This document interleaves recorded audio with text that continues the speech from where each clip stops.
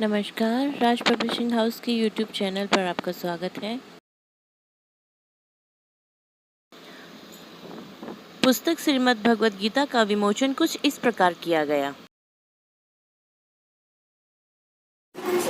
गंगा दशहरा अनमोल श्रीमद् भगवद गीता हिंदी पद्यात्मक भावार्थ, जिसे हमारे आदरणीय पिताश्री श्री राम कंवर जी ने बड़ी मेहनत से लिखा है।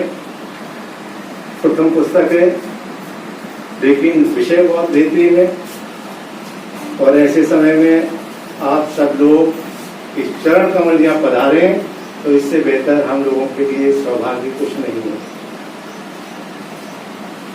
आज का जो कार्यक्रम है, एक छोटा सा कार्यक्रम, जिसमें अभी धीरे धीरे आगे कार्यक्रम बढ़ेगा।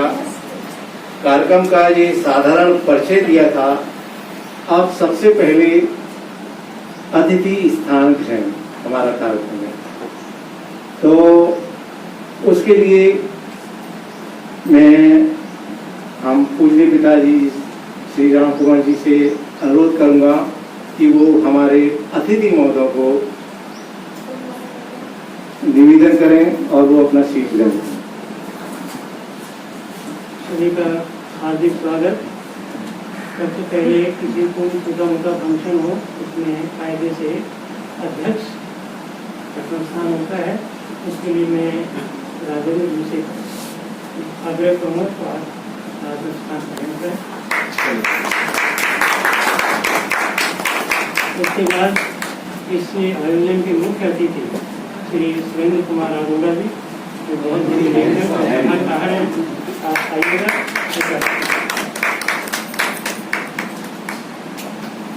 उसके बाद बहुत ही अपने विषय की विदुषी श्रीमती नीर जाती, आप आइएगा।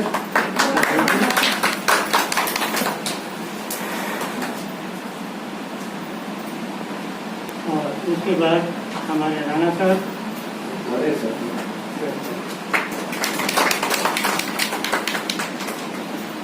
आप यहाँ आ जाइएगा। हमारे इस पुस्तक के प्रकाशक हैं जिन्होंने प्रकाशित किया है, और डॉक्टर असीम आनंद इस कार्यक्रम के संचालक।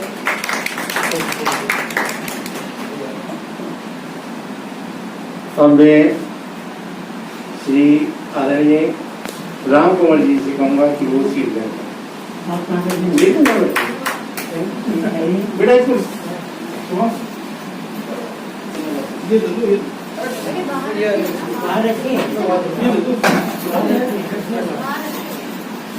कार्यक्रम को आगे बढ़ाते हुए सबसे पहले मैं हमारे अतिथि सम्माननीय राजेंद्र प्रसाद राजन जी, श्री एवं श्रीमती सुरेंद्र कुमार अरोड़ा जी, नीरजा मैडम और आदरणीय राम कुमार जी से अनुरोध करूंगा कि वो आए और दीप प्रज्वलन सरस्वती देवी को पहले सरस्वती और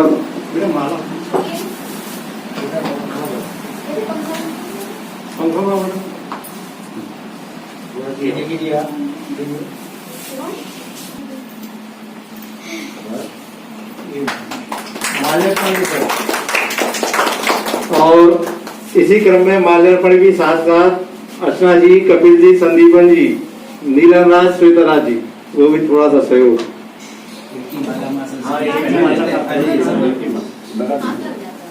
थोड़ा फैल जाइए।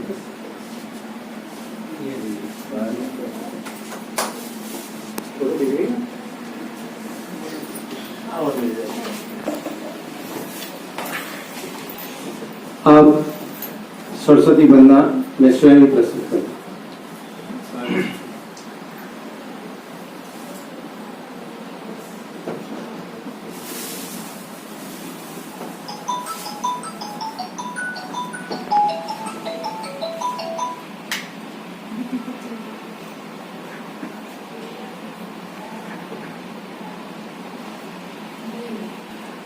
आवाज नीचे ऐसा होता है स्पीकर कहते हैं कि स्पीकर पर लगाओ छोटा सा हॉल है, ये है ना एक्चुअली इससे एक मोटिवेशन मिलता है कवियों को। कवियों का जो समाज है उसमें अगर ये हाथ में होता है, भले कि बंद हो, एक मोटिवेशन हमें मिल जाता है। और ये नहीं होता तो लगता है अलग से आवाज नहीं निकल रही है हमारी, और जितनी आवाज होती है उतना दम आता है। हमारे मामा जी ये चीज जानते हैं, बताने की जरूरत नहीं, हम तो शागिर्द हैं उनके। वरदे वीणा वादनी वरदे, वरदे हंस वाहिनी वरदे, वरदे मां शारदे कल्याणी, जग में अमृत ज्ञान तू भर दे, वरदे वीणा वादनी वरदे। तेरे ही कोमल शब्दों से जीवन का आधार मिला है, तेरी कृपा से ही मां हमको अर्थों का एक सार मिला है। अपने आलिंगन से मां तू ज्ञान को झंकारित कर दे, वरदे मां शारदे कल्याणी, जग में अमृत ज्ञान तू भर दे, वरदे वीणा वादनी वरदे। तेरी ही निर्मल वाणी से सुर को एक लय ताल मिला है, तेरे ज्ञान के सागर से ही हमको सारा ज्ञान मिला है। ज्ञान की ज्योति से मां अब तो भारत को ज्योतिर्मय कर दे, वरदे मां शारदे कल्याणी, जग में अमृत ज्ञान तू भर दे, वरदे वीणा वादनी वरदे, वरदे हंस वाहिनी वरदे।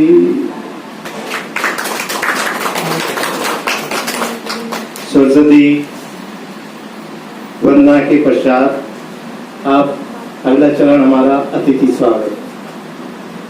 इसके लिए अब मैं सबसे पहले कपिल राज जी से कहूंगा कि वो आए और आदरणीय राजेंद्र प्रसाद राजन जी को माल्यार्पण कर स्वागत करें। और बच्चों आप फोटो खींचें।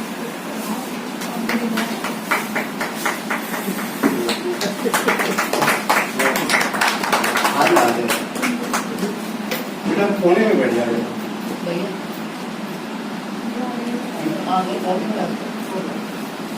इसके उपरांत संदीपन राज जी आए और संदीपन राज जी और आदरणीय सुरेंद्र कुमार अरोड़ा जी को माल्यार्पण कर स्वागत करें।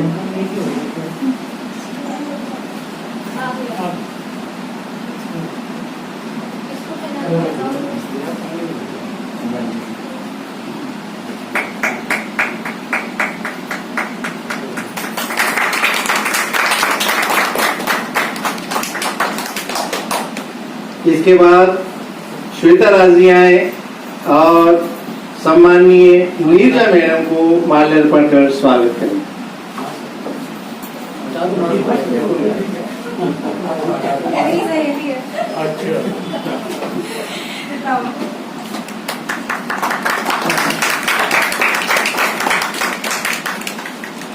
अब हमारे आदरणीय पूजनीय पिताजी श्री राम कंवर जी, जिनकी पुस्तक का विमोचन है,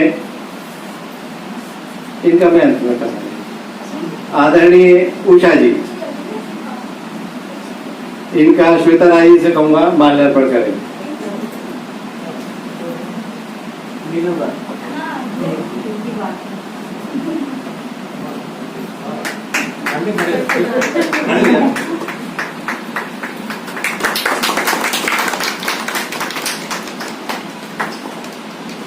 श्रीमती संतोष शर्मा जी आई? नहीं। अभी नहीं आई। मनोहर शर्मा जी, आप अर्चना आनंद जी, तो पहले आप काम करते हैं।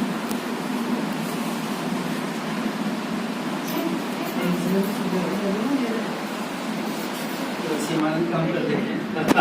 बिल्कुल बिल्कुल, इससे अच्छी क्या बात है।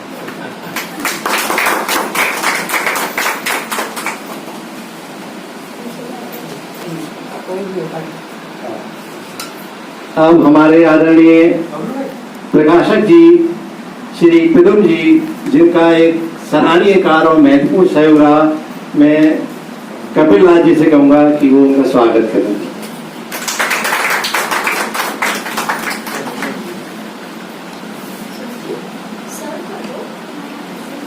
अब स्वागत की इस लास्ट चरण में मैं स्वयं ही आदरणीय श्री राम कुमार जी का स्वागत करता हूँ।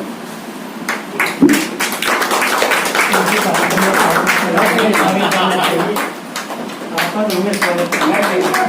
आपको साथ नहीं, आप आप दोनों करेंगे ना।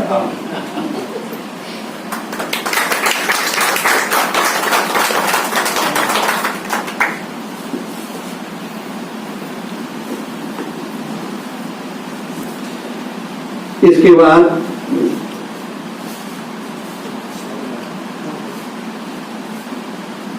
मैं कपिल राज जी से कहूंगा कि आदरणीय राजेंद्र प्रसाद राजन जी का शॉल उड़ाकर सम्मान करें।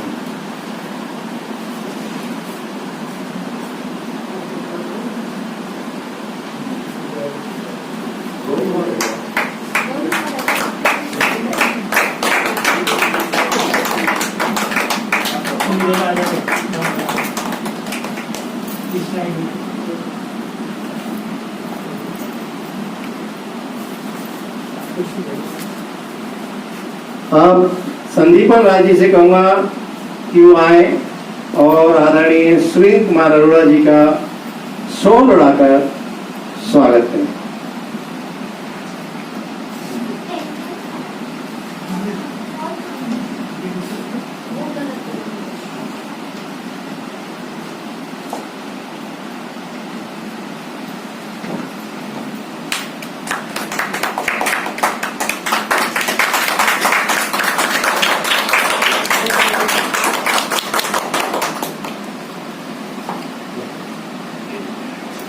आइए, आपको जी, हम आपका स्वागत करते हैं। बहुत सही है।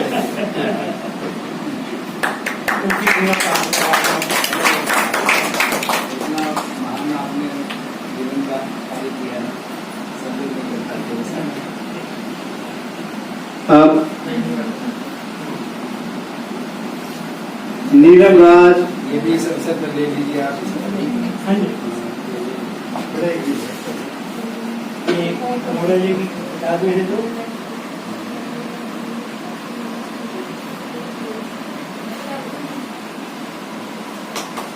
ये मोड़ा जी की जो किताब है, उन्होंने लिखी है। अब नीलम राज और श्वेता राय से कहूंगा कि वो आए और नीरजा मैडम का स्वागत करें। दोनों आए।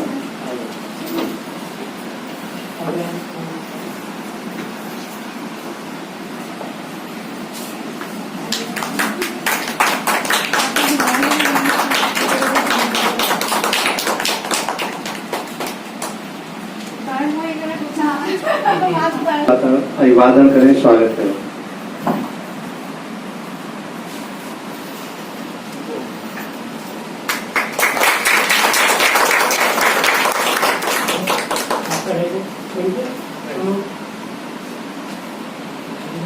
कई चरणों में पहले शायद मुझे भी नहीं पता था। जब हमारे पिताजी किताबें लिखा करते थे तब हम भी एक सामान्य से ले लिया करते थे, इतनी गहराई से नहीं ली। जब हमें खुद की बारी आई तब हमको पता चला बड़ी टेंशन है भाई,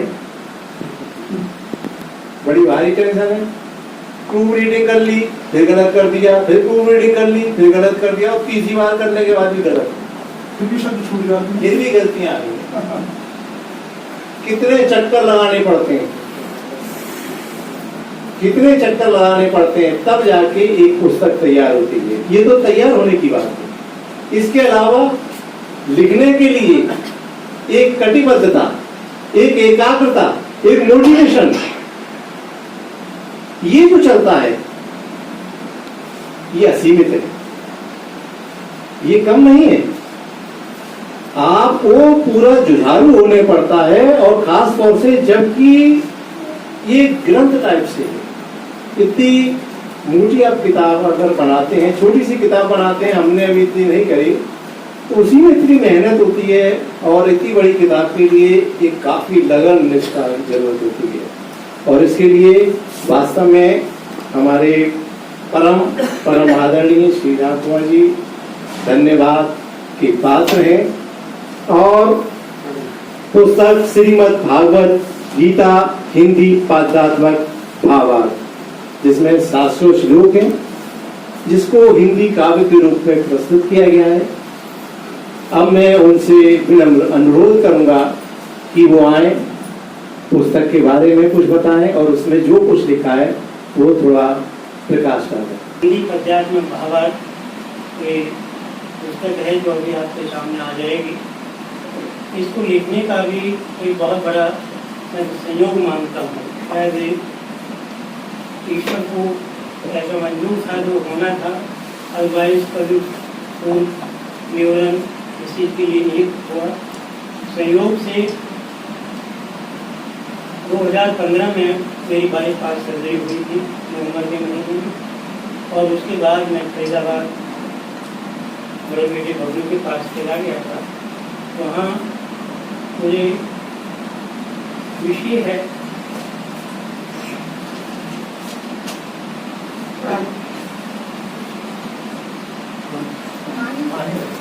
और गर्व भी होता है।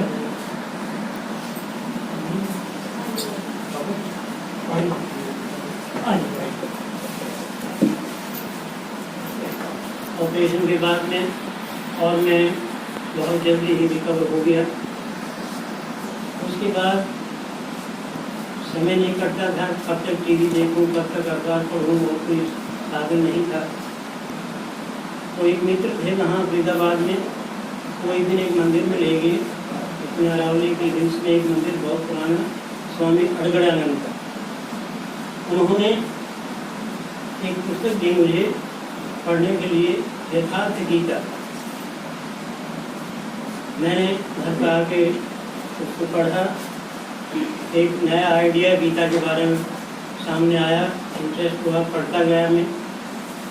और जब वो पुस्तक खत्म हो गई तो बबलू के पास भी एक गीता का प्रकाशन रखा था, इसने भी दी, पापा स्कूल पढ़ी।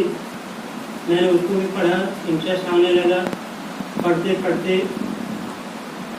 दोनों किताबें खत्म हो गई। एक दिन ऐसे ही बालकनी में बैठा था, सुबह सुबह अचानक पहला क्षण जो मैंने लिखा वो मेरी ज़बान पर पता नहीं कैसे आया, मैं खुद ताज्जुब करता हूँ, और मैंने उसको लिख लिया। वहाँ बैठे बैठे 4 छंद मैंने इसके लिख लिए। तब एक ध्यान में आया कि इतना काम करते हैं तो तेरा टाइम भी कट जाएगा आराम से, और एक नई चीज़ भी सामने आ जाएगी। बस ये विचारधारा मन में आए, और उसके बाद मैंने काम शुरू कर दिया। 2 अध्यायों का मैंने इसका निरूपण किया हिंदी में, उसके बाद छोड़ दिया। स्कूल खुल ही रहे थे, मैं ठीक हो गया, वापस स्कूल चला गया। 3-4 साल कोई मतलब नहीं, थके रहे दोनों जगह। फिर 2020 में कोरोना डिक्लेयर हो गया, कोरोना का प्रकोप शुरू हो गया, स्कूल बंद हो गए। फिर वही एकाग्रीपन, फरीदाबाद जाने के बाद कोई मतलब नहीं। फिर हमारे स्कूल के टीचर हैं श्रीमती संतोष शर्मा, आज आए नहीं भाई साहब, उनके बेटे का पेपर है एडवोकेट उसमें लॉ का, तो उसमें बिजी थे, आएंगे शायद थोड़ी देर में। तो उन्होंने कहा सर आप अधूरा काम पूरा कर दीजिए, आपके पास टाइम तो है ही, ये दिमाग में जाएगी, दोनों फायदा उठाया जाए। बस तब से फिर लेके मैंने इनको लगातार 18 अध्याय थे, 700 श्लोक थे। बड़ा लंबा काम था, लेकिन लगातार करता रहा। धीरे धीरे बच्चे बीच में पूछते पापा क्या कर रहे हो, ऐसे करने काम कर रहे थे। लेकिन आखिर में 2-3 महीने में वो पूरे हो गए। मैं इस किताब का मेरी जो लिखी हुई रचनाएं थी उसमें आने का आपके हाथों में सारा श्रेय सिर्फ 2 आदमियों को जाता। कोई प्लानिंग नहीं थी पब्लिश कराने की, कोई विचार भी नहीं था, कभी सोचा भी नहीं था कि एक पुस्तक के रूप में हो सकता है। केवल एक ही स्वांत सुखाय रघुनाथ दाता वाली बात थी, वो हमने किया। बेटी अर्चना और हमारी वो स्कूल की टीचर संतोष शर्मा ने प्लानिंग बनाई, साथ में असीम जी की और बबलू की भी कारस्तानी चलती रही पब्लिश कराने की कि नहीं पापा पब्लिश कराएंगे। मैंने कहा मैं 25,000 रुपये बेकार जाएंगे, किसी काम में नहीं आएंगे, कौन पढ़ेगा कौन क्या करेगा, ये मतलब अपने घर में यूज करेंगे। मैं रिटायर्ड आदमी, मेरे पास पैसा कहाँ से आया? लेकिन नहीं माने, जिद पर अड़े रहे, कराएंगे अंदर वही आपस में एक दूसरे की बात होती रही और कारण ये हुआ कि भाई ये आज आपके सामने है। मैं भी इसका परमात्मा का एक बहुत बड़ा तो मानता हूँ कि ऊपर से इसको प्रकाशन में सबसे बड़ा हाथ हमारे साथी कुमार अग्रवाल जी का रहा।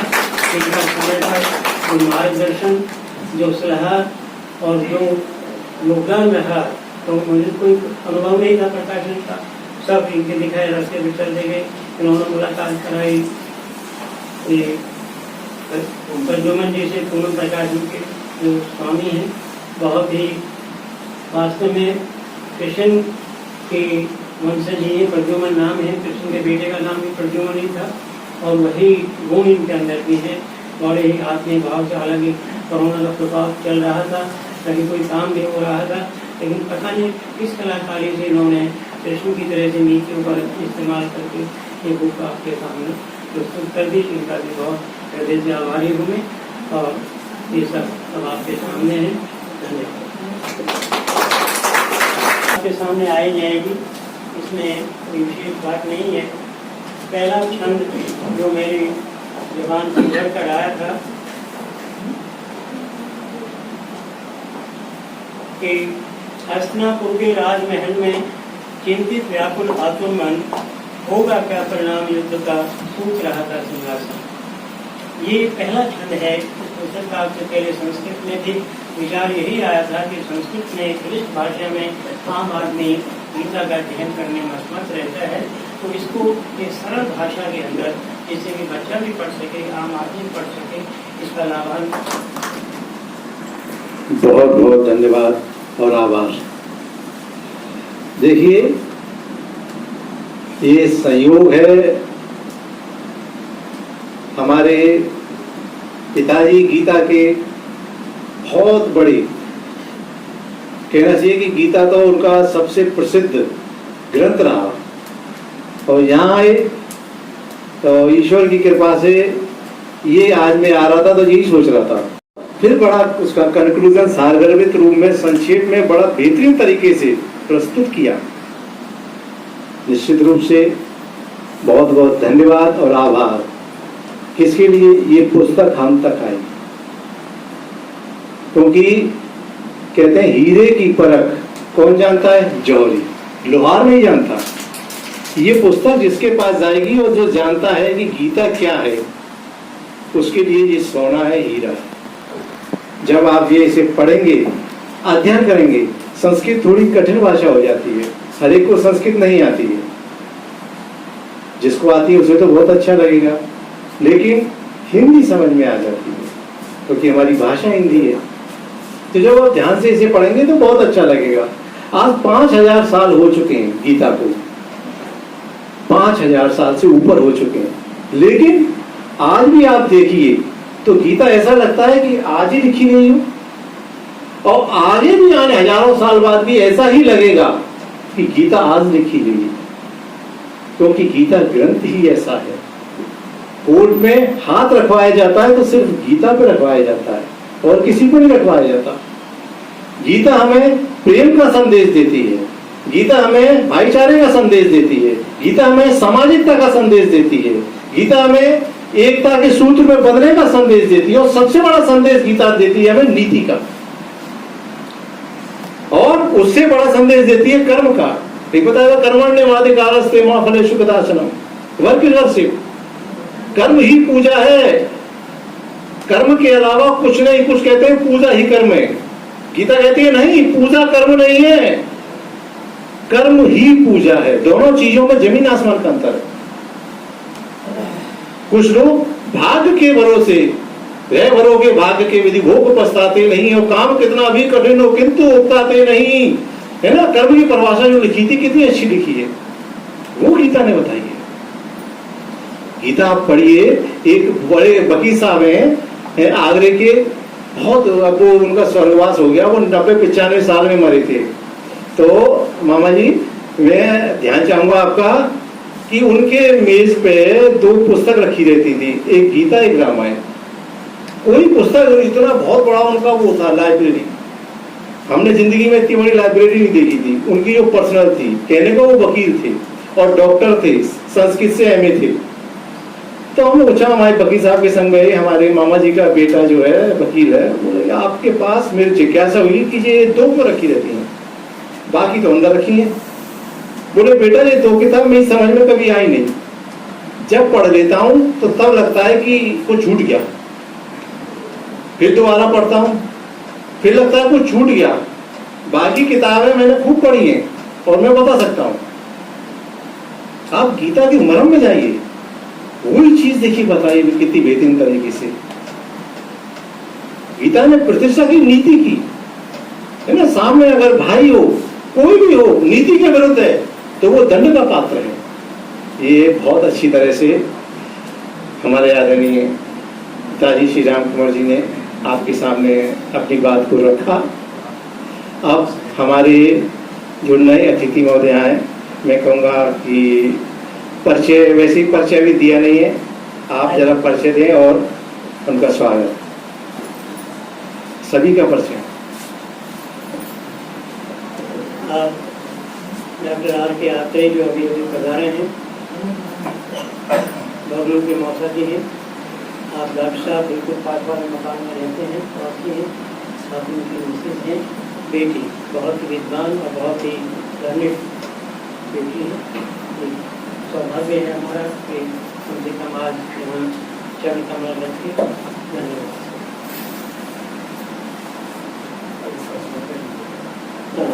आपसे परिचय करा, आप सुरेंद्र कुमार अरोड़ा जी हैं, बहुत बड़े साहित्यकार, कथाकार, कवि हैं।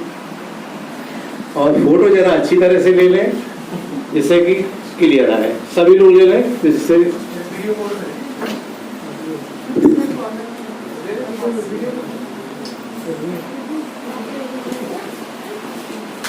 पुस्तक को मंच पे आ जाए सभी।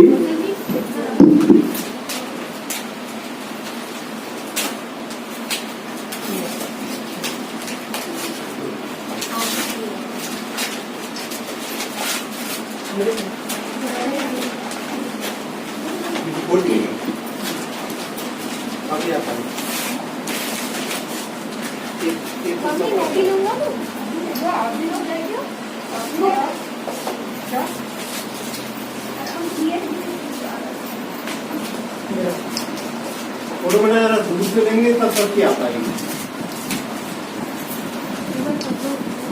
वो लेके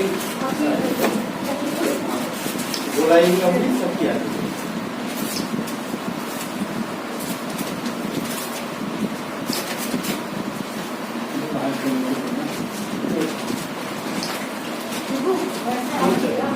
एक यहाँ ले लेते, एक बाहर ले लेंगे। यहाँ ले नहीं सकती, बाहर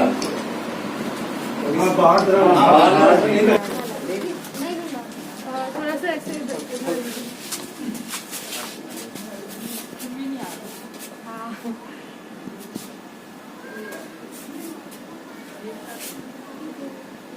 एक साथ नहीं आ रही आप लोगों की फोटो ना।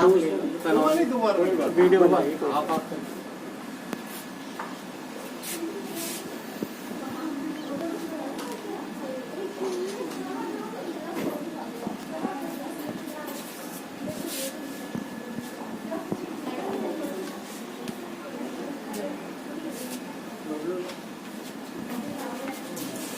बबलू, अब आप अर्चना, अब आप लोग आगे। बड़ी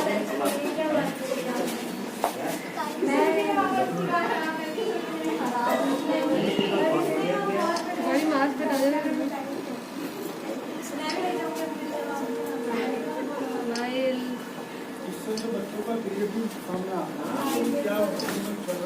हाँ, तब जब सेंट्रल स्कूल में आप गई थी, देखिए पुस्तक विमोचन के बहुत पूछा था इन्होंने, मैंने कहा नहीं मैं ज्वाइन करा पक्का।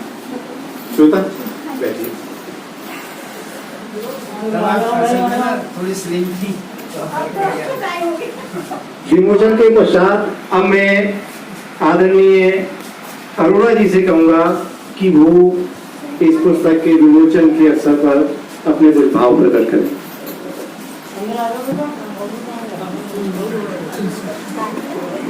हेलो। आदरणीय राम कुमार जी, डॉक्टर साहब, राजन जी, गिरिजा हमारी बेटी जैसी हैं, और राणा जी, इतने प्रबुद्ध लोग और भी यहाँ उपस्थित हैं। तो वास्तविकता ये है कि मैं कोई बहुत अच्छा वक्ता नहीं हूँ और ना मैं इतनी ऑथेंटिसिटी रखता हूँ, इतने अधिकारपूर्वक इस पुस्तक के बारे में कुछ कहूँगा, कह पाऊँगा। भूमिका भले ही मैंने लिख दी है, क्योंकि जब कलम चलती है तो दिमाग मस्तिष्क अलग हिसाब से सोचता है, और जब ऑडियंस के सामने, अपने लोगों के सामने बोलना पड़ता है तो बातें कई बार मन में आ जाती हैं, कई बार छूट भी जाती है। तो इसलिए कुछ गलती रह जाए तो आप लोग उसको अन्यथा न लें। तो श्रीमद् भगवद गीता का ये जो रूपांतरण किया है काव्यात्मक, ये अपने आप में अद्वितीय कार्य है, ऐसा मैं मानता हूँ। और ये मुझे लगता है कभी बहुत हुए हैं, कभी और भी होते रहेंगे। तुलसीदास जी भी हुए, उससे पहले श्री रामचरितमानस के लिए तुलसीदास जी हुए। लेकिन श्री रामचरितमानस जब इस हिंदी के पद्यात्मक रूप में आई, असल में लोगों ने श्री राम के चरित्र को उसके बाद ही पहचाना। रामायण थी, संस्कृत में थी, क्लिष्टता की वजह से आम बोलचाल की भाषा नहीं थी वो, तो उसको जो जन जन तक पहुंचाने का काम किया वो श्री रामचरितमानस की चौपाइयों ने ही किया, श्लोकों ने किया, छंदों ने किया, इन सब बातों ने किया। और ऐसा कहा जाता है कि श्री तुलसीदास जी, भक्त कवि तुलसीदास जी, वो महान इसीलिए बन पाए कि उन्होंने, उनके मस्तिष्क में भी जो विचार आया था कि राम कथा को हम जन जन तक पहुँचाएँ, तो उन्होंने उसको संस्कृत में लिखना शुरू किया था। परंतु ये किंवदंती है या वास्तविकता है ये हम नहीं जानते कि जिस मंदिर में वो अपनी पांडुलिपि को लिखकर छोड़ देते थे, वो वहाँ से कोई उठाकर ले जाता था। और ऐसी मान्यता है कि वो हनुमान जी करते थे ऐसा। तो वो बार बार परेशान हो गए कि मैं जो लिखना चाह रहा हूँ, मेरे मन में जो भाव है, मैं श्री राम के चरित्र को जन जन तक ले जाना चाहता हूँ। तो फिर उन्हें दिव्य वाणी हुई कि आप अगर ये जन जन तक ले जाना चाहते हैं तो इसको आपको जन जन की भाषा में भी ले जाना पड़ेगा। रामायण तो पहले से ही है श्री राम के चरित्र की, इसीलिए श्री राम के चरित्र को संस्कृत से उठाकर जो वाल्मीकि ने लिखा, उसके बाद भारत की कई भाषाओं में अलग अलग रूप से अन्य कवियों ने भी लिखा, और वो बहुत अपने अपने भाषा क्षेत्रों में अपनी अपनी बोलियां जहाँ बोली जाती थी वहाँ पे बहुत सामान्य रूप से वो पॉपुलर भी हो। पहली बात, उस दृष्टि से भी रामकमल जी का ये प्रयास अद्वितीय है, इनकी सराहना करनी चाहिए। और हम ये उस दृष्टि से भी ये बहुत ही इन्होंने बहुत ही अलौकिक काम किया है। अब अलौकिक शब्द मैंने इसलिए प्रयोग किया कि जब तक माँ शारदा की अनुकंपा नहीं हो जाती, जब तक माँ शारदा मस्तिष्क में प्रवेश नहीं कर जाती, आप लेखन का कोई भी अच्छा काम नहीं कर सकते। तो मैं उस ईश्वर की, उस माँ शारदा के, इनके मस्तिष्क में उसने वास किया आकर और उनसे ये लिखवाई। उस रूप में भी राम कंवर जी को माँ शारदा का भी के प्रति भी आभार होना चाहिए, श्रद्धा होनी चाहिए।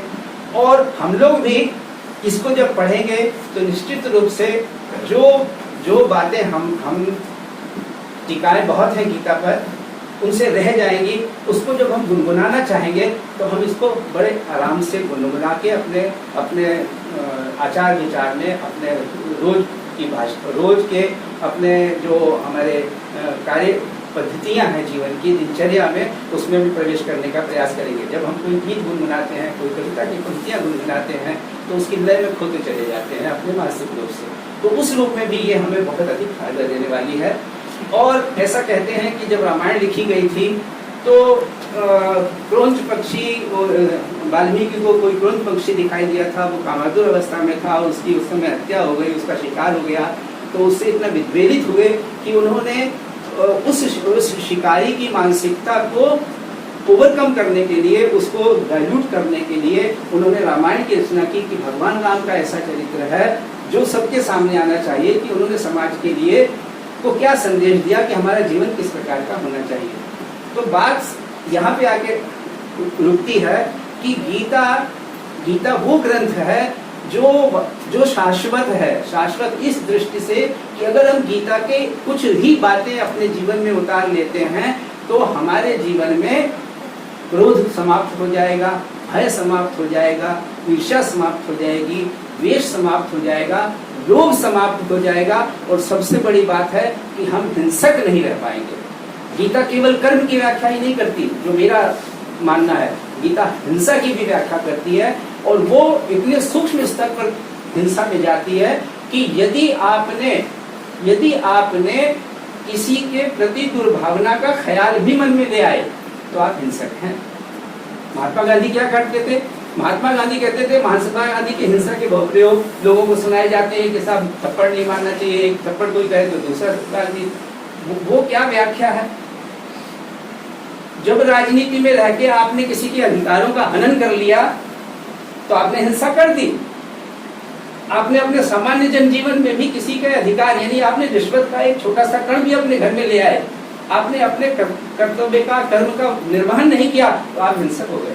ये गीता हमें सिखाती है। तो गीता वो शाश्वत ग्रंथ है, और विश्व की कोई भी दर्शन, कोई भी धार्मिक पुस्तक, कोई भी धार्मिक ग्रंथ में से ये विचार, ये भाव, ये कर्मठता, ये मानसिक संपन्नता नहीं मिलती। इसलिए गीता अद्वितीय है। और उस गीता को जन जन तक पहुंचाने का अगर कोई काम करने का प्रयास करता है, जो कि रामकुमार जी ने भी किया है, तो हमें उनका स्तुत्य होना चाहिए। इनकी वाणी को हमें उसके प्रति श्रद्धा उत्पन्न होनी चाहिए। और ईश्वर करे ये किताब, क्योंकि ईश्वर निश्चित रूप से करेंगे, मां शारदा करेंगी, कि इनके माध्यम से ये गीता का जो संदेश है, यानी समाज को, मानव को मानव बनाने, आदमी को आदमियत देने का, मानव को मानवता से सराबोर करने का, वो केवल गीता के माध्यम से ही संभव है। और अगर उसको कोई सरल भाषा में हम तक पहुंचा देता है, जब वो कवित्व की भाषा होती है तो वो जल्दी मस्तिष्क में उतरती है, तो वो उसका प्रयास स्तुत्य है।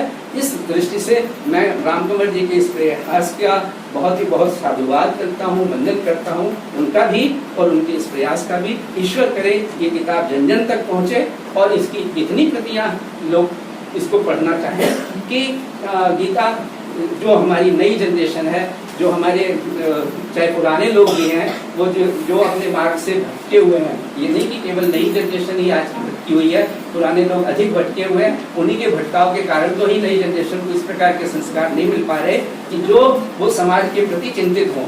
तो गीता हमें समाज के प्रति चिंतित करना सिखाती है। कर्म क्या है? आप अपना कर्म करेंगे तो निश्चित रूप से आप समाज का भला करेंगे, यही तो सिखाती है गीता। कर्मण्य का अधिकार इसके, जैसे डॉक्टर साहब ने कहा। तो बात सारी यह है कि इस प्रकार के प्रयास निरंतर होने चाहिए। और इसके बाद जब एक बार मां शारदा ने अनुकंपा की है रामकुमार जी पर, तो निश्चित रूप से वो इस क्रम को यही रोकेंगे नहीं, आगे बढ़ेंगे। इन्होंने कहा रिटायर्ड पर्सन है, पेंशन में क्या हो सकता है, आपका खर्च क्या है?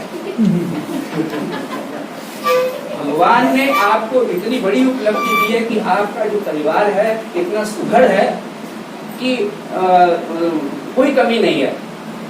जीवन भर हम लोगों ने कोई पान नहीं खाया, किसी वो जो अड्डे हैं केजरीवाल के, उन पे नहीं गए हम। तो फिर थोड़ा सा अगर अपने पे खर्च कपड़े हम जो सिलवाते हैं वो 10-10, 20-20 साल चलते हैं, और अब तो बच्चों की उतना नहीं हमें सफल हो जाती है, उसी में हमारा काम चल जाता है। हमारा अपना तो कोई रोटी पहले अगर 4 खाते थे तो अब तो 3 और 2.5 ही खाते हैं, तो हमारा तो वो भी खर्च नहीं है। तो फिर अगर इसमें से अगर 10, 20, 50 हजार रुपए हमने खर्च भी कर दिए साल 2 साल में, तो राम कुमार जी, और इन कामों में इससे बड़ा आप उपकार परोपकार कोई नहीं कर पाएंगे जीवन में। इस क्रम को बनाए रखे, ईश्वर इन पे इतनी अनुकंपा दे, और वो देगा, क्योंकि ये कार्य बिना ईश्वर की अनुकंपा के संभव नहीं है। और ईश्वर करे ये दीर्घायु हो, और निश्चित रूप से दीर्घायु भी होंगे जब इन कामों में लगेंगे। मेरा अपना अनुभव भी यही है। हम तो कथा कहानियां लिखते हैं या थोड़ी बहुत कविताएं लिख लेते हैं, और कविताएं भी कभी प्रेम पे लिख देते हैं, कभी क्रोध पे लिख देते हैं, कभी देश पे लिख देते हैं। उनका इतना मैं समझता हूँ कि वो सिवाय मनोरंजन के क्षणिक और कुछ नहीं करती, लेकिन इस प्रकार के आप कुछ शाश्वत प्रयास करते हैं तो वो मानवता का भी कल्याण करते हैं, और हर व्यक्ति को मानव बनाने का प्रयास भी करते हैं। इन्हीं शब्दों के साथ मैं अपनी बात को विराम देता हूँ। धन्यवाद। और पूनम जी का जिक्र, क्योंकि इन्होंने मेरी भी कम से कम 10-12 पुस्तकें छापी हैं, और इनका जो प्रयास होता है, इनका जो सहयोग होता है, इनके जो केवल इतना ही नहीं, इनके जो चार्जेस होते हैं वो भी बहुत जेन्युइन होते हैं। तो इसलिए हमें ये इनका बहुत लाभ मिल रहा है। भगवान ने हमें इनसे मिलवा दिया, और बाई चांस मिलवा दिया था। एक बार इनकी एक पुस्तक हमारे विद्यालय में पढ़ी थी, और उन दिनों मैं एक किताब निकालने की कोशिश कर रहा था सामूहिक रूप से, तो मैंने वो फ़ोन नंबर देखा, मैंने फ़ोन मिलाया, मैंने कहा ऐसी ऐसी बात है। बोले अरोड़ा जी आप ऐसा करो, किताब लेके मेरे पास ही आ जाओ और कोई बात मत करो। फिर मैंने उनको ये किताब सौंप दी, इन्होंने छाप के दे दी, हमारे हाथों में दे दी, और फिर पैसे भी बाद में जाते रहे।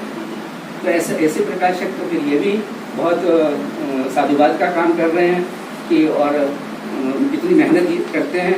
हम लोग तो ठीक है जो लिखा, हालांकि लिखने में तंद्रा तो पूरी जाती ही है, रात भी खराब होती है, कई बार दिन भी खराब होता है, बच्चे भी कहते हैं कि उल्टे सीधे कामों में लगे रहते हैं और कुछ नहीं। लेकिन इसमें कोई शक नहीं है कि ये लेखन एक बहुत ही रचनात्मक काम है। सृजन जो है ये प्रसव पीड़ा की देन है। यानी जब एक बच्चा अपना आकार लेता है तो वो माँ कितना दर्द सहती है उन दिनों में, 9 महीने में। तो इसमें 9 क्या, कभी 18 भी लग जाते हैं, कभी 9 साल भी लग जाते हैं।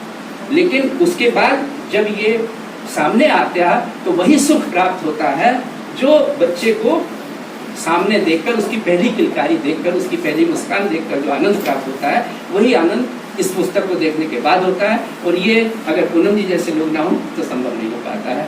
धन्यवाद आपका, और एक बार फिर शुभकामनाएं।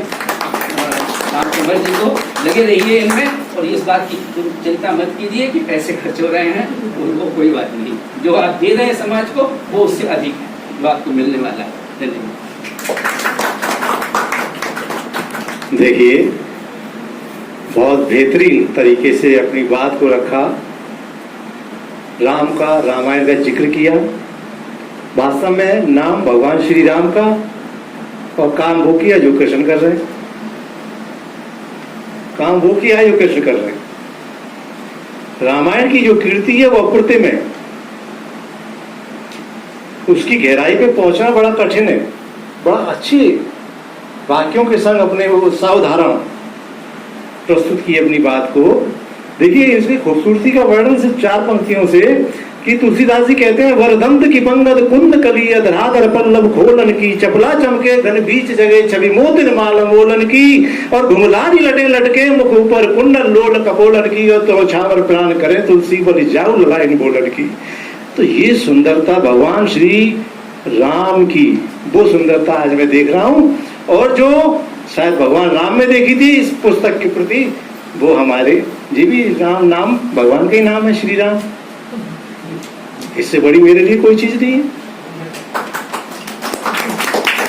तो ये बड़ी अच्छी रामायण को लेके अपनी बात को रखा, और इस कार्यक्रम का जो अंत होगा वो भी राम के भजन से ही होगा, क्योंकि भाई नाम भगवान श्री राम। अब हमारे बीच में विराजमान आदरणीय नीरजा मैडम जी, मैं उनसे कहूंगा कि वो अपनी बात को रखें। स्वागत है।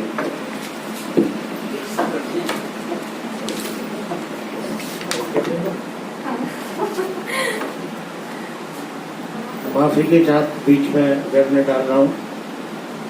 नीरजा चतुर्वेदी, दिल्ली एनसीआर में अपना एक जाना पहचाना नाम, जिन्हें आप प्रतिदिन एफएम पर भी सुनते होंगे, और दिल्ली के डीएवी स्कूल में हिंदी की प्राध्यापक, और कवि मंचों पर श्रृंगार रस से जनता को अपने साथ हर्ष के साथ लुभान्वित करने वाली एक ऐसी कवित्री जिसका नाम हिंदी मंचों पर जान पहचान यह बताने के लिए मोहताज नहीं है। ये सौभाग्य है कि हमारे बीच में आज यहाँ पर उपस्थित है। मैं आग्रह करता हूँ नीरजा जी से कि वो अपने इस पुस्तक के विषय में अपने प्रकाश हमें सौंपे। बहुत बहुत धन्यवाद। जब दो छंद भी सुना दें अपने। जी जरूर। तो सबसे पहले संदीपन जी, आप जहाँ भी हो आइए, क्योंकि आप यहाँ होंगे तो बहुत अच्छा लगेगा। संदीपन राज, संदीपन रावती, पंडित बोला। आज का दिन बहुत अच्छा है। सबसे पहले मैं मंच को नमन करती हूँ और अंकल जी को ढेर सारी शुभकामनाएं देती हूँ। हमारे राजन जी को नमन करती हूँ। साथ में आज अरोड़ा जी से मिलने का सौभाग्य हुआ और उनका वक्तव्य सुनकर बहुत अच्छा लगा। इतने अच्छे अच्छे प्रसंग उन्होंने सुनाए जो हम सबको बार बार सुनने चाहिए, क्योंकि उन किताबों तक तभी पहुँचते हैं जब सुन के उनका रस हम तक पहुँचता है। तो बहुत कुछ हो रहा है, लेकिन बहुत कुछ होने का जो माहौल बनाया जाता है वो यहाँ है, जो मैं देख रही हूँ। मेरे साथ बैठे हैं मेरे साथी आदरणीय श्री हरि प्रकाश जी, कितना अच्छा नाम है। इधर राम जी बैठे हैं, इधर हरि जी बैठे हैं, इधर राजन बैठे हैं, मतलब और क्या चाहिए।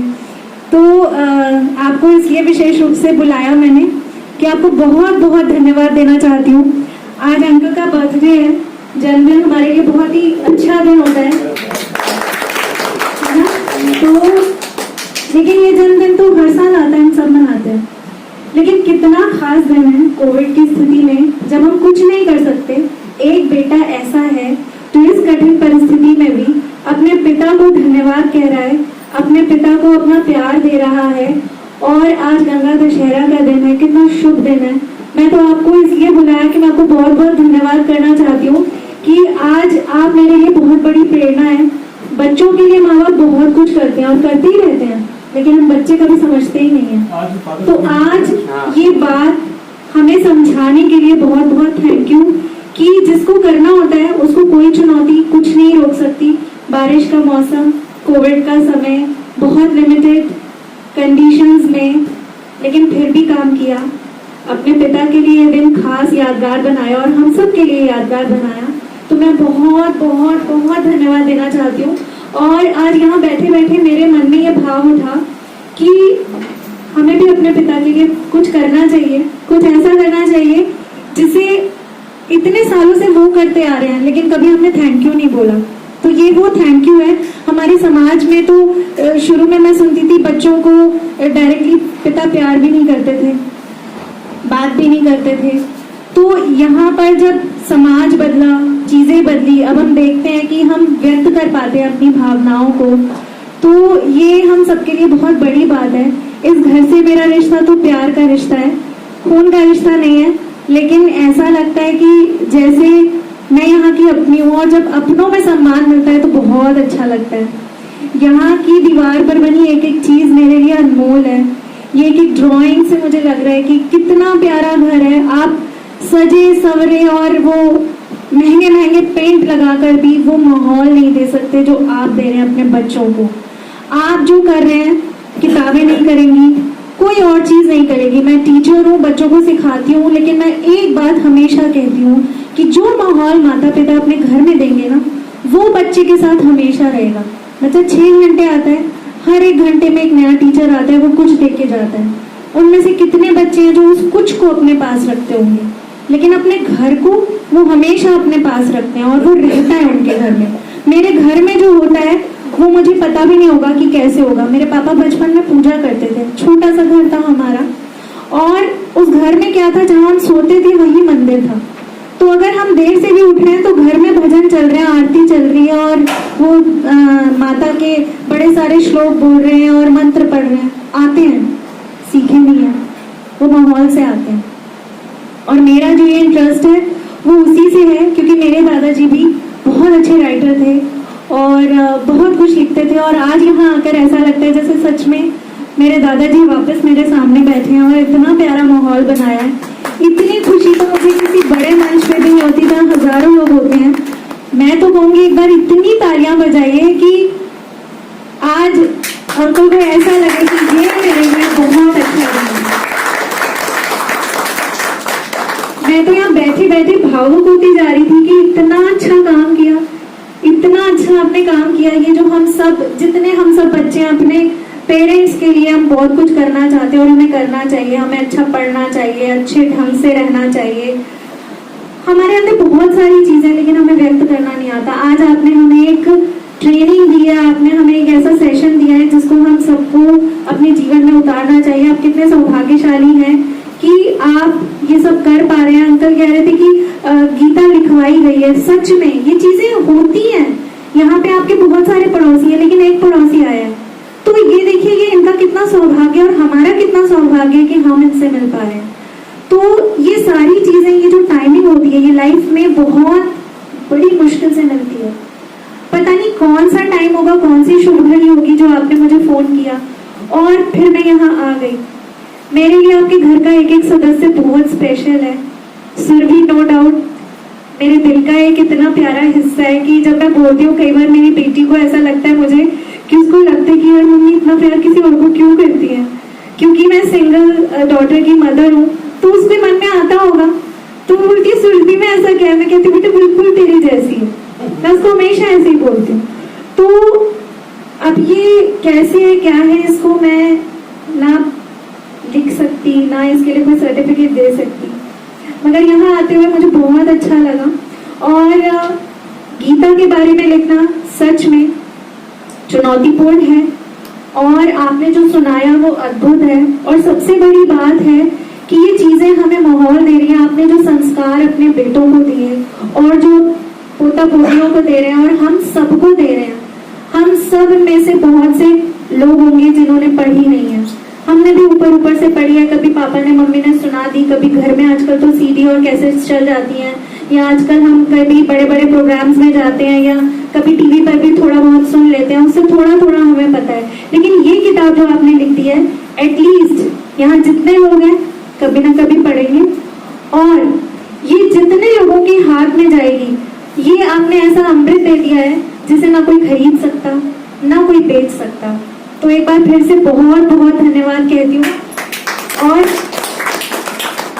दो पंक्ति अपनी रखती हूँ कि वैसे तो कहते हैं कि मुझे हमेशा लगता है कि जब किसी से मिलते हो तो आपको उसकी कोई और नई अच्छी बात पता लगती है। तो संदीपन जी, आज मुझे यहाँ के ऐसा लग रहा है कि जितनी बार पढ़ोगे मुझको उतनी बार नया अक्षर हो। तो हर बार जब मैं यहाँ आती हूँ, आप लोगों से मिलती हूँ, उतनी बार मुझे एक नयापन, नया मीठा सा एहसास होता है। मुझे मतलब जैसे आपको मंदिर में जाके शांति मिलती होगी, उतना अच्छा लगता है मुझे। तो ये परिवार मेरे लिए बहुत खास है। और मेरे लिए एक खास बात और है, आपके तो मामा जी हैं, मेरे तो गुरु जी हैं, तो मेरे साथ बैठे हैं। तो ये शाम मेरे लिए बहुत अद्भुत है, मैं बहुत खुश हूँ। और एक बार फिर से अंकों को ढेर सारी बधाई देती हूँ कि ईश्वर करे कि आपका स्वास्थ्य हमेशा अच्छा रहे और आपकी कृपा, आपका आशीर्वाद हम सब पे यूं ही बना रहे। और अभी तो पंक्ति भी याद नहीं आ रही है, सोच रही थी बैठे बैठे क्या बोलूंगी, सोचती हूँ कि कुछ तो बोल दूं।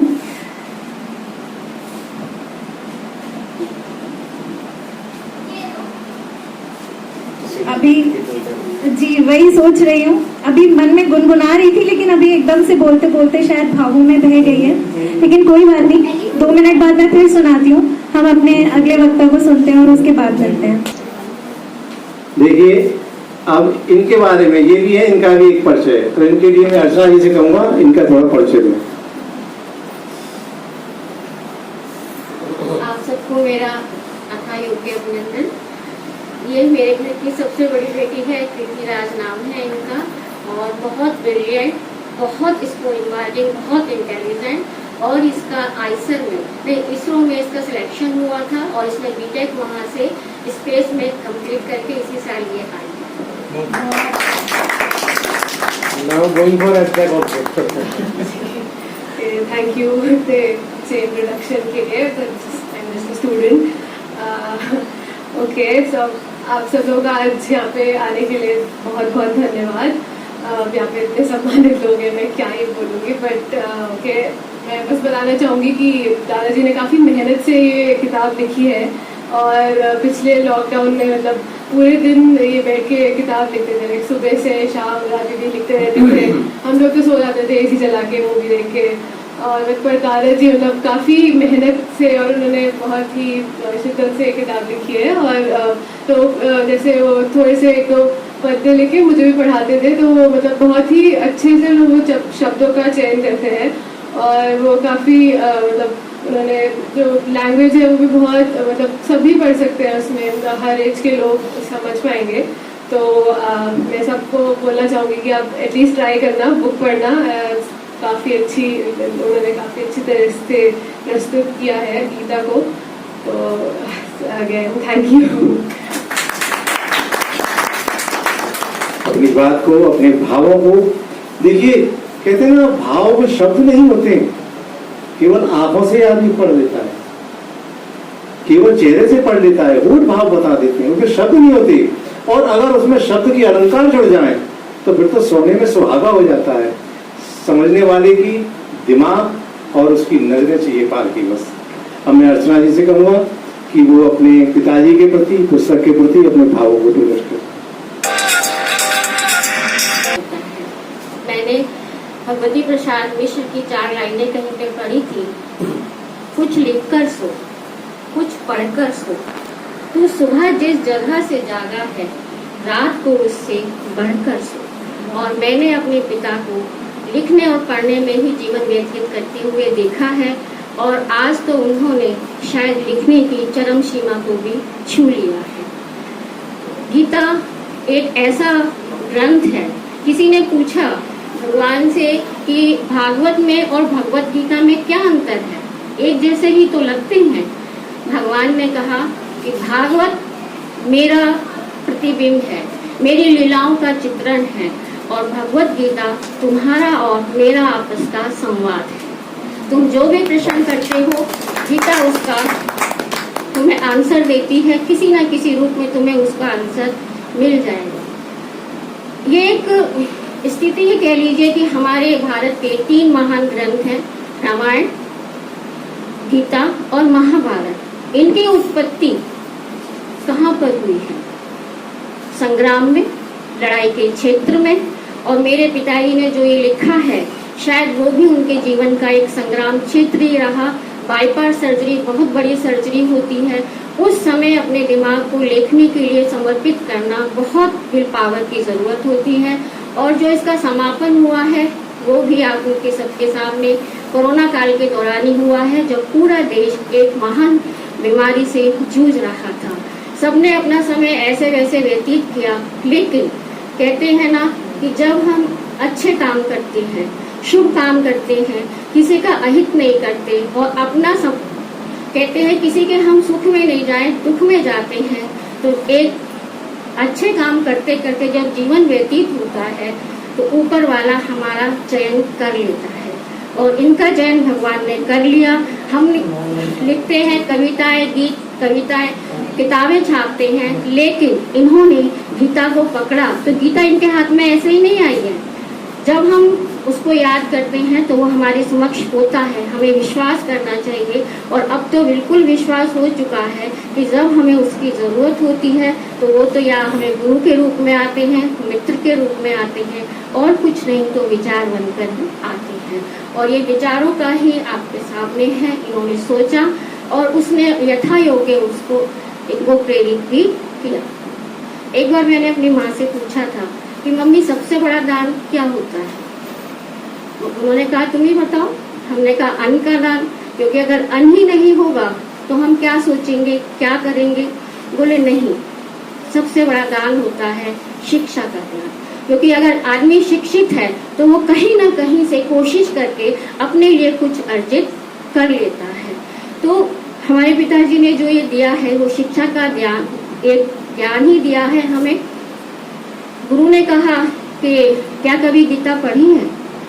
समझ में ही नहीं आती, क्या पढ़ेंगे? संस्कृत में है, कलिष्ठ भाषा में है, हिंदी भी बहुत कलिष्ठ है, नहीं आती। तो बोले कभी क्रिश्चियन से पूछो, बाइबल पढ़ी है? घर में सब पढ़ता है। कुरान पढ़ी है? सब पढ़ते हैं। क्या हिंदू परिवार में कभी गीता पढ़ी है? नहीं, वो तो पढ़ी रहती है, हम कभी खड़ी ही नहीं करते, समझ में नहीं आती। एक बार पढ़ो, 2 बार पढ़ो और वो समझ में आ जाएगी। कोशिश करो। 720 श्लोक हैं, नहीं पढ़े जाएंगे। एक दिन में 1 श्लोक तो पढ़ सकते हो। हाँ, पढ़ सकते हैं, तो बस यही बात है। 720 श्लोक कभी तो पूरे होंगे, और नहीं समझ में आए बार बार पढ़ो। कहानी किताबें भी तो पढ़ते हो। तो हमें अध्ययन और पढ़ने की एक विचार और एक लगन हमें हमेशा होनी चाहिए। विवेकानंद भी कहे गए कि विद्यार्थी जीवन के बाद भी एक विद्यार्थी अपने आप में हमेशा जीवित रखे। ये नहीं कि हमारी स्कूलिंग हो गई तो हमने पढ़ना छोड़ दिया। हमें कुछ ना कुछ अवश्य पढ़ते रहना चाहिए। जहाँ पर महाभारत हमें ये सिखाती है कि हम ऐसे ही हैं, लड़ते रहते हैं परिवार में। रामायण हमें सिखाती है हम ऐसे हो सकते हैं, श्री राम की तरह जीवन व्यतीत कर सकते हैं, परिवार बना सकते हैं। वहाँ गीता हमें ये भी सिखाती है कि हम वो कैसे बन सकते हैं, उसकी एक तरीका क्या है। तो गीता पढ़ के हमें हर प्रश्नों का उत्तर मिलता है और गीता हमें पढ़नी चाहिए। और मैंने अपने जीवन में स्कूल भी गई, लेकिन मेरे घर में ही स्कूल मुझे शुरू से मिला। मेरी मौसी है छोटी, जब मैं झूठ बोलती थी मुझे बहुत पिटाई होती थी और मैं उस पिटाई को कभी नहीं भूल सकती। लेकिन आज मैं झूठ भी नहीं बोलती, मुझे डर लगता है झूठ बोलने में। और सबसे पहला किताबी परिचय, पुस्तकालय क्या होता है, मेरे मामा जी ने मुझे कहा। छोटी थी, 5-6 साल की, ये मुझे लाइब्रेरी ले गए, तब मैंने पहली बार देखा किताबें कहाँ जाती हैं। तो आज का दिन मेरे लिए बहुत शुभ है। आज पितृ दिवस भी है। वैसे हमारे हिंदू समाज में तो रोज ही माँ बाप के लिए समर्पित होता है। पितृ दिवस है, आपका जन्मदिन है, आपकी किताब का विमोचन है। और एक 2 शब्द कह के मैं अपनी वाणी को विराम देती हूँ कि पिता एक अनदेखा ईश्वर है और ईश्वर एक अनदेखा पिता है। धन्यवाद।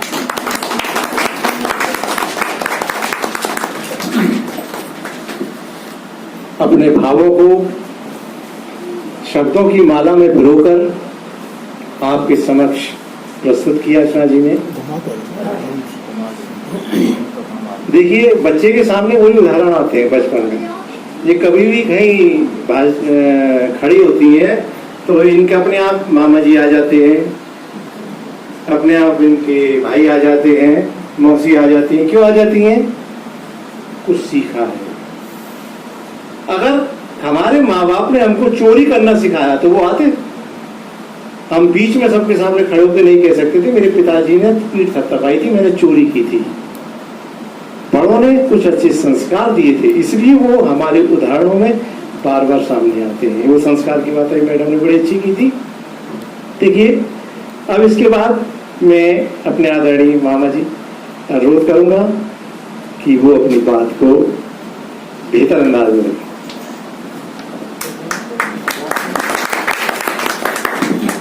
आदरणीय भाषण जी,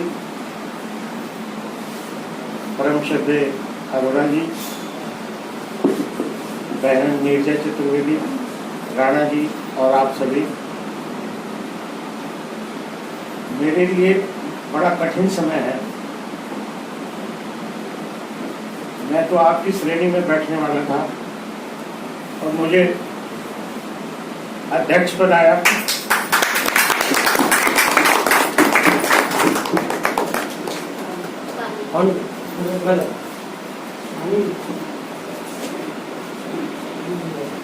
मैं इनकी उंगली पकड़ करके चलना सीखा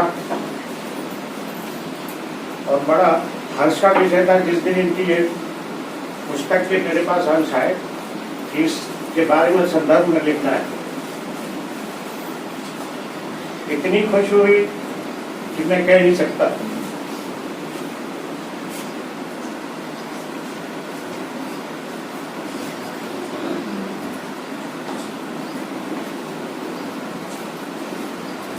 खुशी का विषय सबसे बड़ा ये कि इनका प्रथम प्रयास इतना अद्वितीय कि शायद हमारे जैसा व्यक्ति प्रयास भी ना कर सके।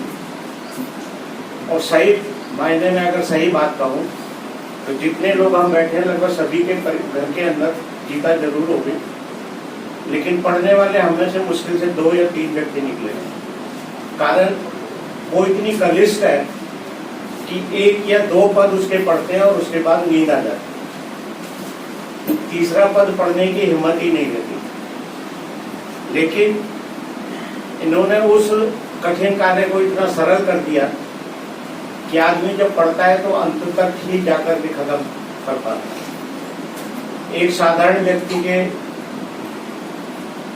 पढ़ने वाली स्थिति में इन्होंने गीता को उतारा, जो काम अभी तक कोई नहीं कर पाया। हालांकि गीता के रूपांतर मैंने पढ़े, पहले छंद और उसके बाद हिंदी व्याख्या उसकी, लेकिन जब पहला ही छंद पढ़ते हैं तो मन बोझिल हो जाता है, हिंदी व्याख्या पढ़ते हैं तो जो है और थक जाता है। लेकिन इन्होंने हर छंद को इतने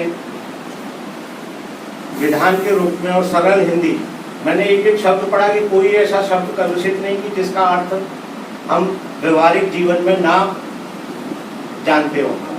तो इतनी सरल भाषा में कि एक कक्षा 8 के व्यक्ति भी अगर इस किताब को पढ़ेगा तो गीता का ज्ञान जो केवल 3 शब्दों में इन्होंने समाहित किया है कि जिंदगी में मोह, माया और ममता, ये 3 चीज त्याग दो तो जीवन बहुत ज्यादा सरल है।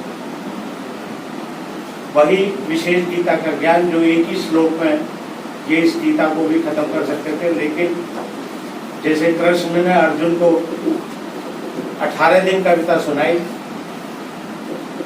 और 18वें दिन पूछा कि अर्जुन तू लड़ेगा या दोबारा सुनाओ। अर्जुन ने सोचा समझ तो आई नहीं, लेकिन दोबारा सुनेगा तो वो ज्यादा कष्ट पाएंगे, इससे तो लड़ ही ले। तो उसने जो अपना युद्ध शुरू किया और उस गीता को पूरा चरितार्थ किया वहां पर कि ना कोई संबंध है, ना कोई रिश्ते हैं, अपना अपना रोल सबने इस दुनिया में अदा करना है और जिसने बखूबी निभाया वही महान बना और अमर वही हुआ जो शब्दों में उतार करके अपने दूसरी पीढ़ी को सौंप दिया।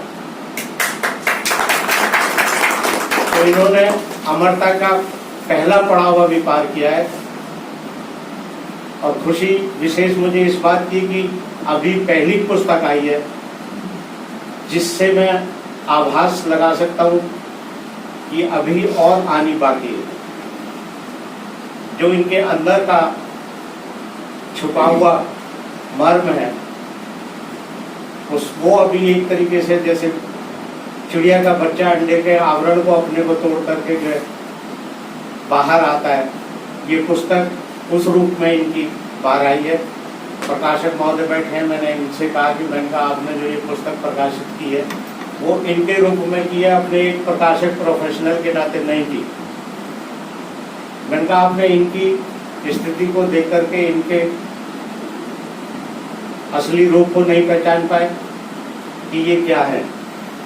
और इन बच्चों की भी स्थिति ये है कि इन्होंने इनका असली मर्म, असली भारीपन, घनत्व और महत्व दोनों ही नहीं समझ पाए। इनका महत्व है क्या। मैं तो 8 वर्ष का था जब से इनके संपर्क में रहा और अब भी मैं अपनी 4 पंक्तियां लिखता हूं तो पहले इन्हीं के पास भेजता हूं कि इसका शुद्धिकरण कर दो, और ये भी ऐसा शुद्धिकरण करते हैं कि उसका अर्थ ही बदल जाता है जब मैं पढ़ता हूँ। और मैं सोचता हूँ कि इससे तो यही लिख लेते तो ज्यादा अच्छा।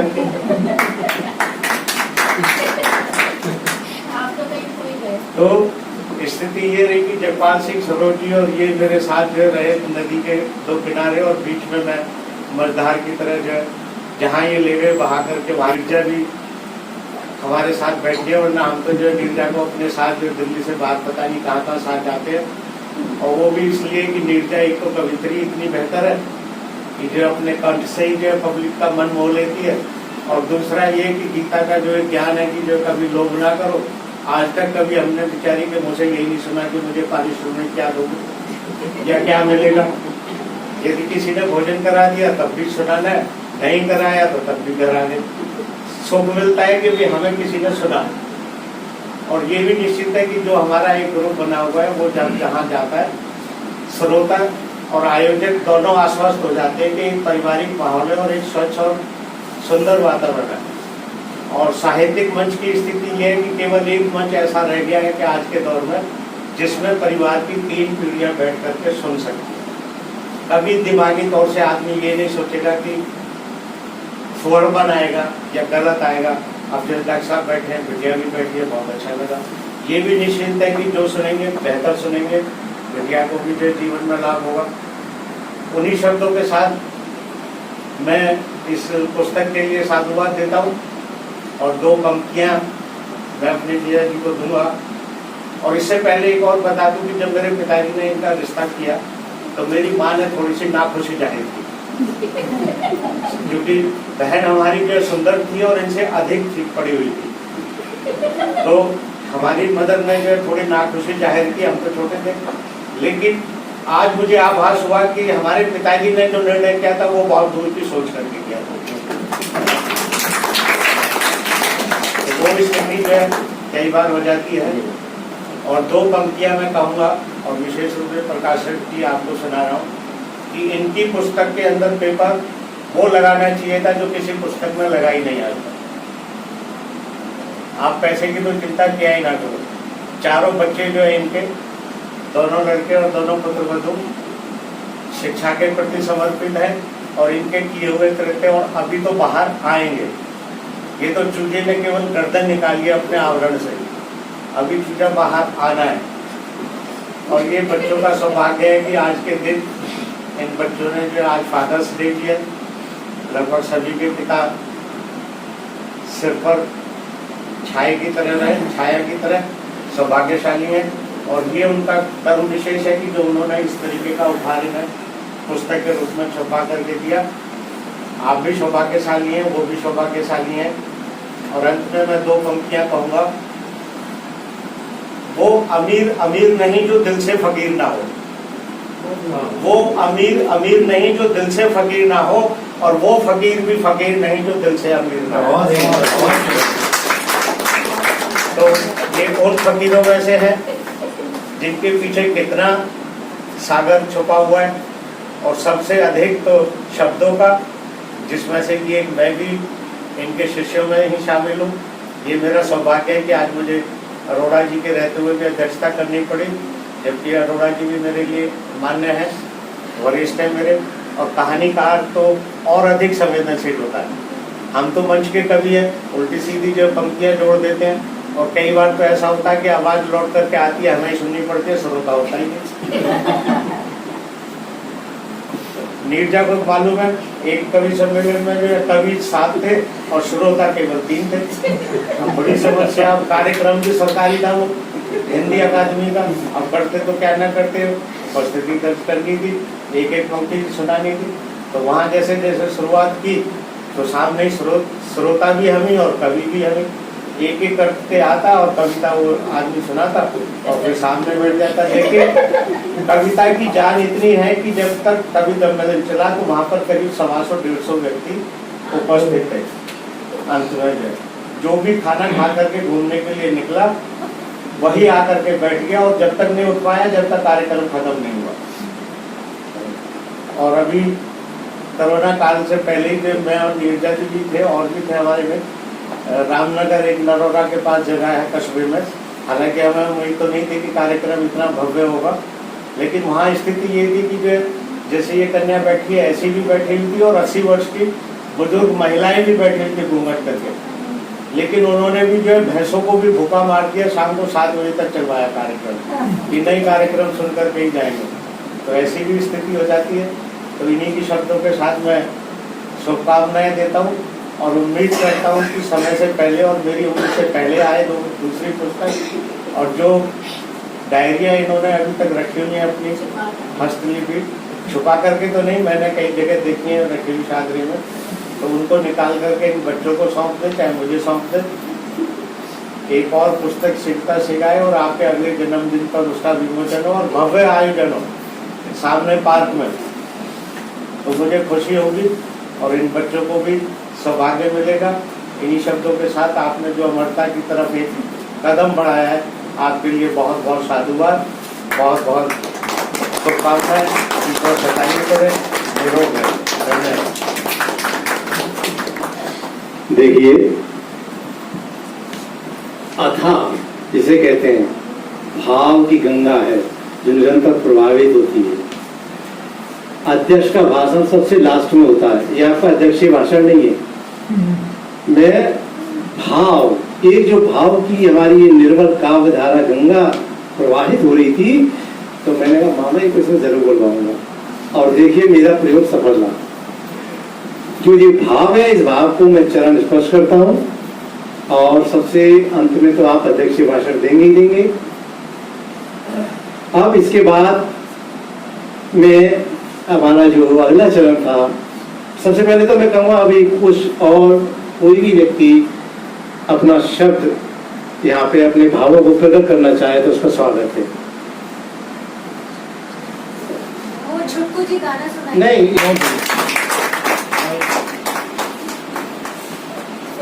भाई ये फोटो खींच लो करूँ।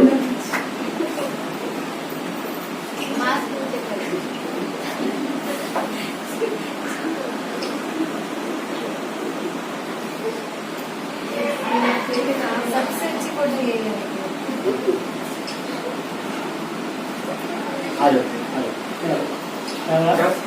अभी ये मैं बैठा था, ये बेटा आया, फूफा जी मैं एक गाना गाऊं? क्या बेटा, इन्हें एक गाना सुनाया तो बहुत अच्छा। मैंने कहा बेटा इस गाने को अभी कार्यक्रम होगा तो आप बोलना। बड़ी खुशी हुई, है ना? तो आपका पहला मंच की कवि है, पहला कार्यक्रम आपका हो रहा है, ठीक है ना? इस दिन को नोट कर लेना। स्वागत है आपका। इसकी पुस्तक का पहला अध्याय है जी, वह कौन सी कली है जो दीवार पर चलती है। बहुत सुंदर लिखा है। तू प्यारी का सागर है, तू प्यारी का सागर है, दिल को दिखता दिया सब, तू प्यारी का सागर है।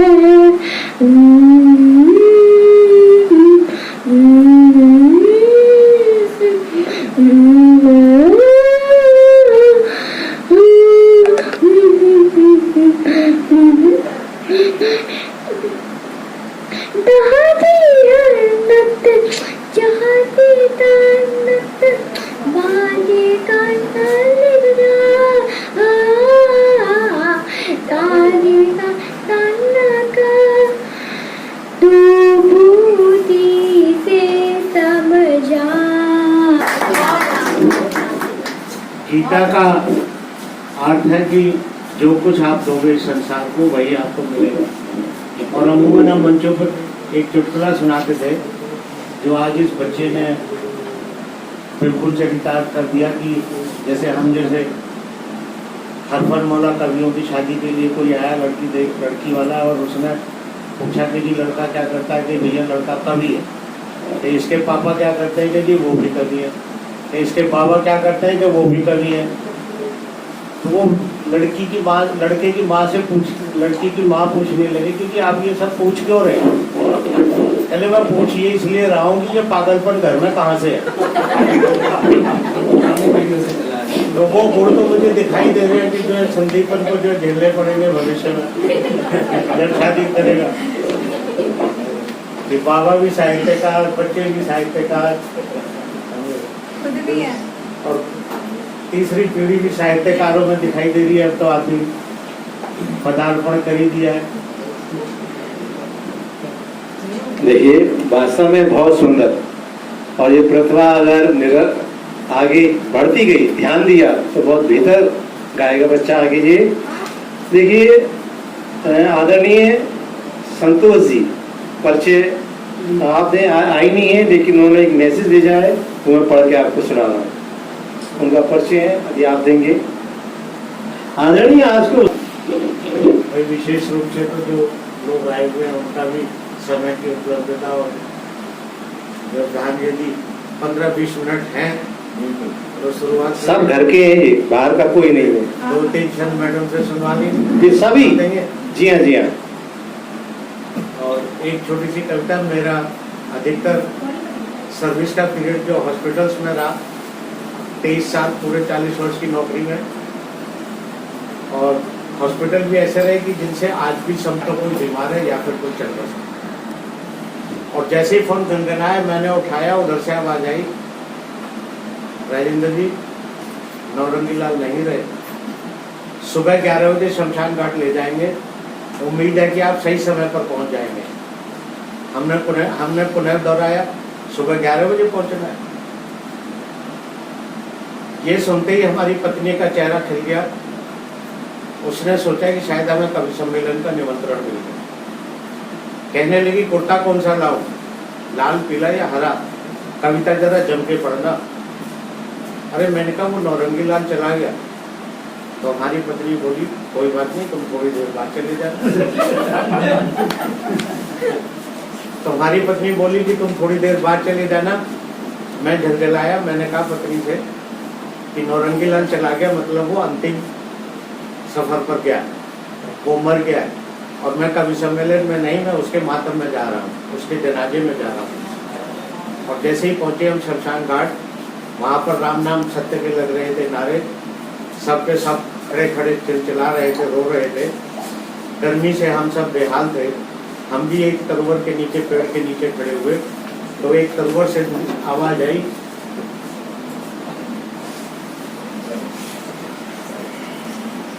तो उस पेड़ से रोने की आवाज आई। हमने कहा हे तरवर, इष्ट मित्रों का तो रोना बनता है, लेकिन तुम क्यों रो रहे हो?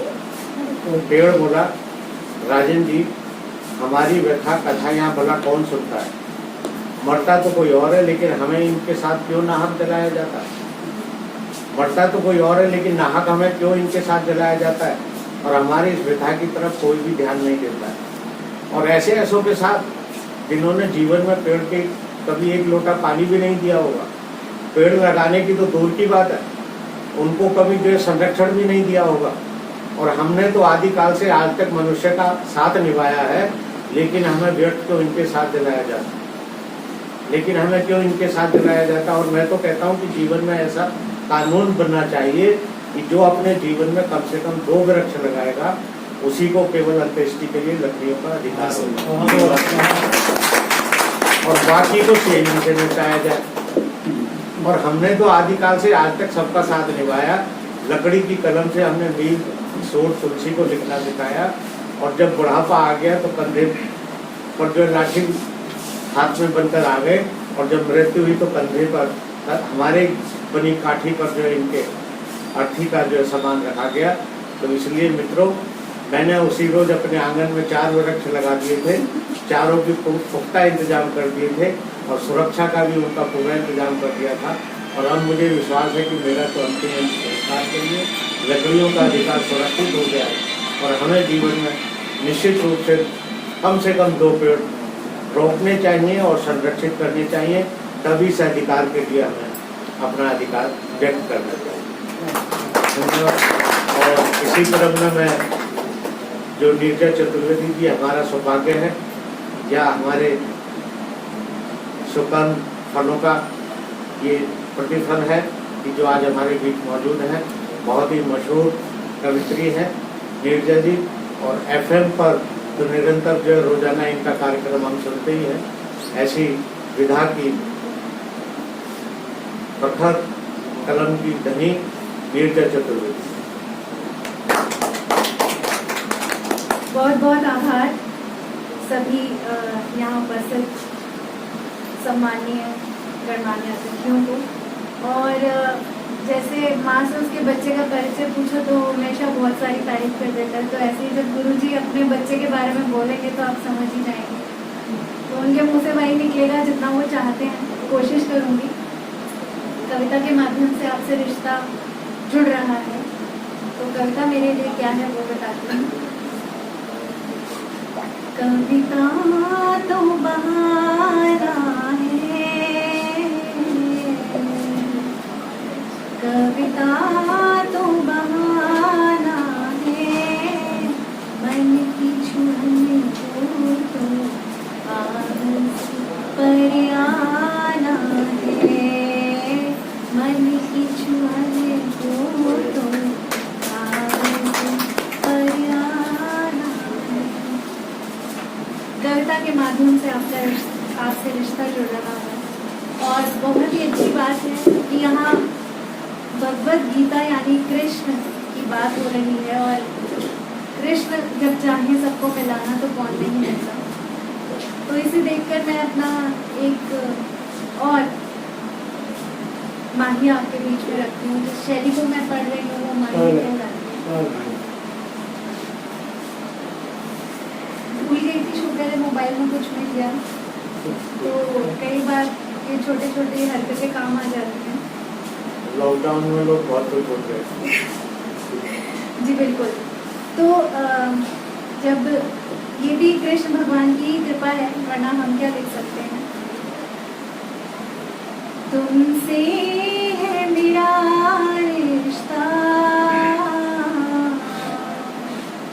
तुमसे है मेरा रिश्ता, राधा बनी हूँ मैं, कान्हा तुझ में दिखता, राधा बनी हूँ मैं, कान्हा तुझ में दिखता। बहुत सारे काम हम करते हैं और बहुत सारी उम्मीदें होती हैं। जब आपने किताब लिखी होगी, जब ये किताब सबके बीच आई, सबके मन में भी भावनाएं जगा दी, तो हम सब न जाने कौन कौन सी मन में आशाएं लेकर आगे बढ़ गए। तो जीवन यही कहता है, जीवन कहता है कि जीवन तो कहानी है, जीवन तो कहानी है, आशाएं सबकी रखनी है, निभानी है, आशाएं सबकी रखनी है, निभानी है। यही उम्मीद करती हूँ हम सब इन किताबों को पढ़ेंगे, सिर्फ पढ़ेंगे ही नहीं, अपने घर में ऐसे लेकर जाएंगे कि हमारे बच्चे, हमारे बड़े सब इस किताब से जुड़े, क्योंकि ये किताब हमारे लिए वरदान है। आज का दिन भी खास है और ईश्वर की देन हमारे लिए हमेशा अमृत वाणी होती है। तो एक बार फिर से अंतों को ढेर सारी शुभकामनाएं।